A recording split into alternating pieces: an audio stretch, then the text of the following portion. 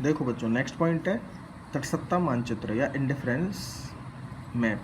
ठीक है, indifference curve जो बनता है उसका एक मैप है ये। देखिए कैसे कि ये तटस्थता मानचित्र होता क्या, इंडिफरेंस मैप होता क्या, इसमें कई सारे आईसी कर्व एक साथ दिखाए जाते हैं।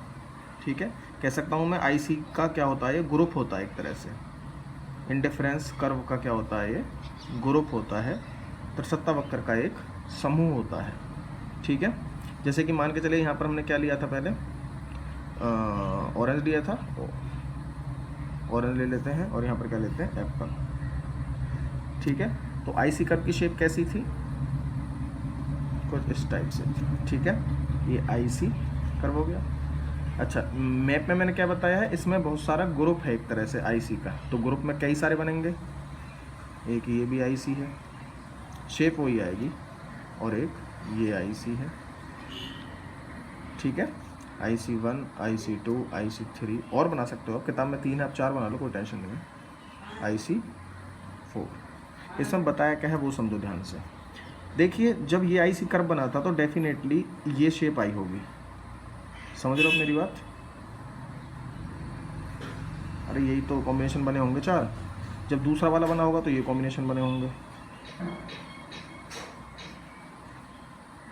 तीसरा बना होगा तो ये कॉम्बिनेशन बने होंगे, कुछ भी हो सकता है, यहाँ भी बन सकते हैं कॉम्बिनेशन, जहाँ भी ये कट करें। समझ रहे हो ना? फिर नेक्स्ट बना होगा वो कॉम्बिनेशन ये बने होंगे। ठीक है, बताना क्या चाह रहा हूँ, उन कॉम्बिनेशन से मैं बताना चाह रहा हूँ कि जब ये कॉम्बिनेशन बना तो गुड्स की जो क्वांटिटी थी वो कम थी, जैसे जैसे बढ़ा तो गुड्स ज़्यादा क्वांटिटी की हो गई। जितना दूर जाएगा आईसी कर्व, जितना एक कर्व से दूसरी दूर तरफ जाएगा, तो उसमें स्ट्रेंथ क्या होगी, वो ज़्यादा वस्तुएं रखेगा अपने पास, ज़्यादा गुड्स रखेगा। ठीक है, आईसी जो पहला है उससे ज़्यादा संतुष्टि जो सेटिस्फेक्शन लेवल है वो IC2 देगा, क्योंकि उसमें गुड्स की क्वांटिटी क्या है, ज़्यादा है। एक उपभोक्ता कंज्यूमर है जो अगर उसको ज़्यादा गुड्स मिलेंगी, ज़्यादा वस्तुएं मिलेंगी, तो वो क्या होगा, ज़्यादा सेटिस्फाई होगा ना। अगर आप अपने आप से लगाओ, आपको एक तो 10 एप्पल मिल रहे हैं, एक जगह 100 एप्पल मिल रहे हैं, ज़्यादा सेटिस्फाई 100 एप्पल से होंगे, पड़ोसियों को भी दे सकते हो। ठीक है, कम मिलेंगे तो सेटिस्फेक्शन लेवल क्या होगा, कम होगा।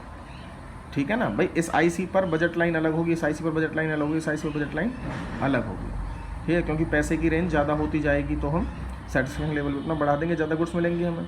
तो वो यही समझाना चाह रहा है कि जो IC1 है वो IC2 की अपेक्षा कंपैरिजन में ज़्यादा सेटिस्फेक्शन लेवल देता है, और IC2 से ज़्यादा सेटिस्फेक्शन लेवल कौन देगा, IC3, और IC3 से ज़्यादा सेटिस्फेक्शन लेवल कौन देगा, IC4।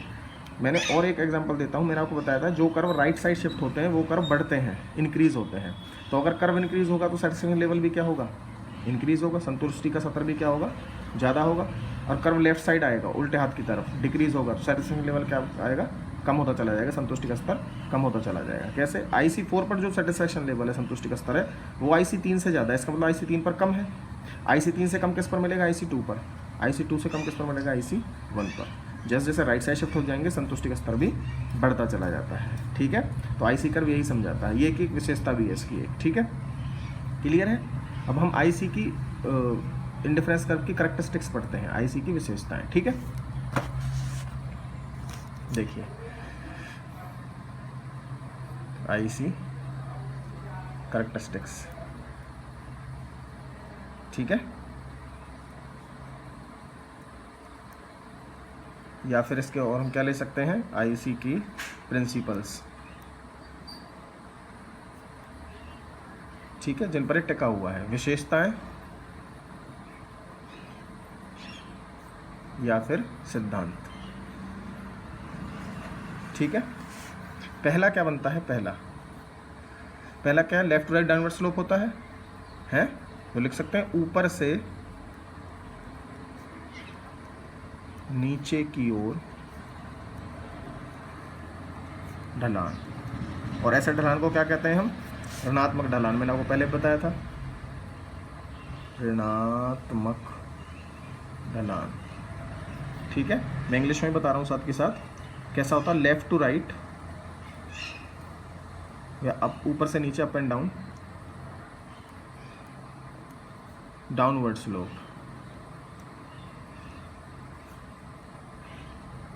ठीक है, और इसे क्या बोलते हैं हम, नेगेटिव स्लोप बोलते हैं। ठीक है, कोई भी है, कैसा बनता है देखो, बना के साथ बना के देख सकते हैं हम। अरे ऐसा ही तो होता है, यही तो होता है इसी ऐसे। कैसे है, इधर क्या लेफ्ट है हमारा हैंड है, इधर राइट हैंड है भाई, इधर लेफ्ट, ये लेफ्ट हो गया, ये राइट हो गया, तो लेफ्ट से राइट नीचे की तरफ आ रहा है, नीचे की तरफ ढलवा होता है, ऊपर से और नीचे की ओर डाउनवर्ड स्लोप होता है, और स्लोप कैसा होता है, नेगेटिव होता है। क्लियर है। दूसरा पॉइंट क्या बनता है, ये कॉन्वेक्स होता है। जो हमारा पीपीसी था वो कैसा था, कॉनकेव था, ये कैसा है, कॉन्वेक्स। तो लिख सकते हैं आईसी जो है, आईसी मूल बिंदु की ओर, मूल बिंदु की ओर कैसा होता है, उन्नतोदर, उन्नतोदर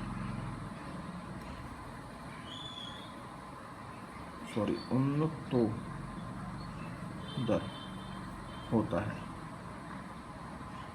ठीक है, कैसा होता है, कॉन्वेक्स। ठीक है, convex to the origin, convex होता है। रीजन, कॉन्वेक्स ऐसा होगा और कॉनकेव कैसा होगा, ऐसा होगा। पता है ना इनका, तो कॉनकेव ये पीपीसी कॉनकेव था, और ये क्या है, कॉन्वेक्स से दूर तक जा रहा है, इससे दूर होता जा रहा है, तो कॉन्वेक्स होगा, ऐसी शेप होगी जिसकी। रीजन क्या है इसका, रीजन वही था क्या, MRS, marginal rate of substitution, जो मैंने आपको करवा दिया है। ठीक है, आगे इसका थर्ड प्रिंसिपल है, कैरेक्टरिस्टिक्स है। तीसरी कैरेक्टरिस्टिक्स क्या है इसकी, तीसरी है कि जो आईसी हैं वो कभी भी एक दूसरे को कट नहीं करते। आईसी कभी भी एक दूसरे को, याद रखना है चीज़ें, नहीं काटते। आईसी जो है कभी भी एक दूसरे को नहीं काटते, never cut. IC never cut और टच ईच अदर, अभी हमने आईसी मैप बनाया था, मैं छोटा सा बना देता हूँ, देख लो आईसी हमने मैप बनाया था ना अभी, उसमें कई सारे आईसी लिए थे। जैसे कि ये क्या था, IC1 था, फिर क्या लिया, IC2 लिया, फिर क्या लिया, IC3 लिया। क्या इन्होंने एक दूसरे को कट किया, टच किया, तो ये भी एक कैरेक्टरिस्टिक्स है इसकी कि कभी भी आईसी एक दूसरे को टच नहीं करते हैं। ठीक है, उसके बाद कैरेक्टरिस्टिक्स नंबर 4 क्या है इसकी, ऊंचा तटसत्ता वक्र, ऊंचा आईसी संतुष्टि का ऊंचा सतर प्रदान करता है।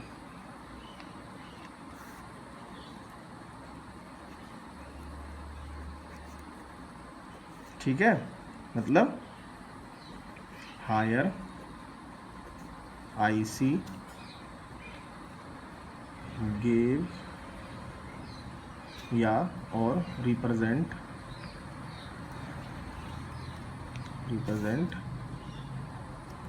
Higher level of satisfaction.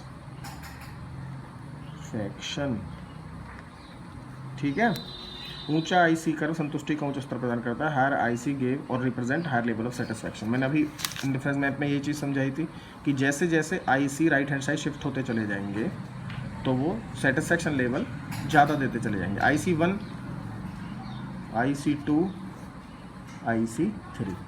IC1 पर जो सेटिस्फैक्शन लेवल संतुष्टि का स्तर है उससे ज़्यादा कौन देगा, IC2, और IC2 से ज़्यादा कौन देगा, IC3। ठीक है, जितने और IC4 आ जाएगा तो सबसे ज़्यादा कौन दे रहा है, IC4 दे रहा है। ठीक है, और फिफ्थ जो कैरेक्टरिस्टिक्स है इसकी वही बहुत इंपॉर्टेंट है, कहता है कि IC never touch x axis और वाई एक्सिस।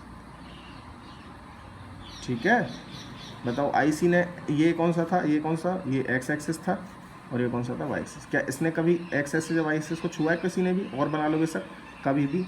जैसे आईसी यहाँ पे 0 वाला है, ठीक है, तो क्या आईसी कभी टच करता है, तो आईसी जो वक्र है वो कभी भी